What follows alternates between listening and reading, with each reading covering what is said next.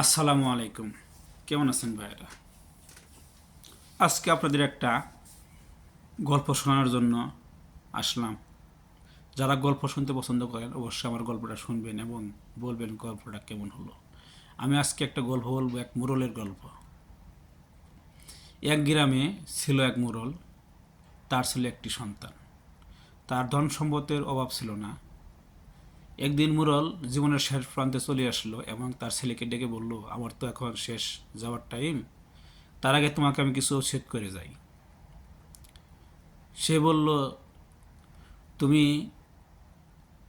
বেলতলায় চাষ করবে এবং নলায় নলায় মুইরা খাবে।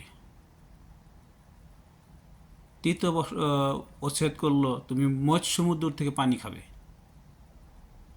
চতুর্থ উচ্ছেদ করলো, তুমি বাড়ির আশেপাশে হাট লাগাবে। এবং পঞ্চম ওসিয়ত করলো, এরপর যদি তুমি চলতে না পারো তাহলে তিন মাথাওয়ালা মানুষের কাছ থেকে পরামর্শ নিবে এবং বুদ্ধি নিবে। এই বলে মুরল তো চলে গেল। বিদায় ঘন্টা বেজে গেল, মুরল মারা গেল। মুরলের সব কিছু সমাধি সব কিছু শেষ করে তার মাথায় কোনো কিছু কাজ করতেছিল না। একদিন, দুই, 3 দিন, 7 দিন পরে হঠাৎ মনে হলো যে আমার বাবা যে আমাকে কিছু ছেদ করে গেছে, আমাকে তো সেই মতো চলতে হবে। তিনি যে প্রথম কাজটা করলো, বেলতলায় চাষ করা শুরু করলো। বেলতলায় তার যে জমি ছিল সেই জমিতে চাষ করা শুরু করে দিল। তারপরে দ্বিতীয় কাজ যেটা করলো সেটা হলো বাড়ির আশেপাশে হাট বসাবে। 2-4-20 গ্রামে ঢোল পিটাই দিল, মোরলের বাড়ির আশেপাশে হাট হবে 10 বিঘা জমির ভিতরে। হাট বসিয়ে দিল। আর বেলতলায় যে চাষ করতেছিল অন্য কোনো জমি আর চাষ করতেছিল না, সব অবাধি হয়ে গেল। আবাদি বাদ দিয়ে অবাধি হয়ে গেল। এমনি করে একদিন আরও কিছু লোকজন সে কাজে রাখলো যে তার তো মৎস্য সমুদ্র থেকে পানি খাইতে বলছে, সেই সমুদ্র থেকে পানি আনতো, সেই পানি খাইতো লোকজন যায়। তৃতীয়ত ঐশ্বর্য তার ছিল, বলেছিল যে নলায় নলায় মুইরা খাইতে হবে। মানে নলায় নলায় কি, মাছের মাথা খাইতে হবে, খেতে বলছিল। সে বড় বড় মাছ অনেকগুলো করে আনতো, এনে শুধু মাথাই পাকাইতো আর সব ফেলে দিত। এমনি করে 1 দিন, 2 দিন, 3 দিন, 1 মাস, 2 মাস, 3 মাস, 1 বছর, 2 বছর যেতে যেতে মুরলের জায়গা সম্পত্তি, ছেলের জায়গা সম্পত্তি কমে আসলো। মানে এমন অবস্থায় এসে দাঁড়ালে তার লোকজন নিয়ে আর কাজ করা সম্ভব না। তখন সে কি করবে কি করবে। একদিন হঠাৎ করে মনে হলো, তার বাবা পঞ্চম ওচ্ছেদ করেছিল কি, যে এরপরে চলার যদি দায় হয় তাহলে তুমি 3 মাথাওয়ালা মানুষের কাছ থেকে পরামর্শ নিও।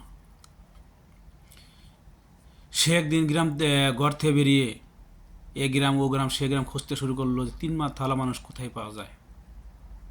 কিন্তু কোথাও 3 মাথাওয়ালা মানুষ পেল না। হঠাৎ তার চোখ গেল এক মরিচটালের দিকে। যে মরিচটালে এক বৃদ্ধা মরিচ ক্ষেত পরিষ্কার করতেছিল। তার মাথাটা ছিল 2 হাঁটুর মাঝখানে, আর 2 হাঁটু মাথার উপরতে দেখা যাচ্ছিল। তিনি মনে করলো এই হবে 3 মাথাওয়ালা মানুষ।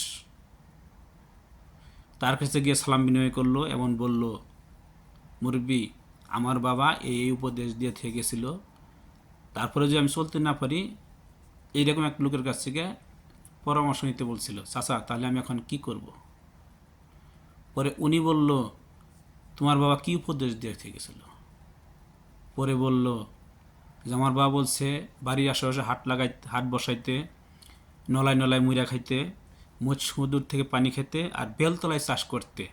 শেষ মুহূর্তে যদি আমি তারপর চলতে না পারি তাহলে যেন আমি 3 মাথাওয়ালা মানুষের কাছ থেকে পরামর্শ নিই।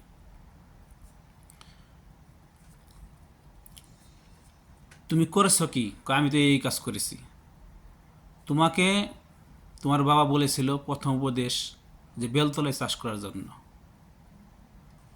তুমি কি করছো?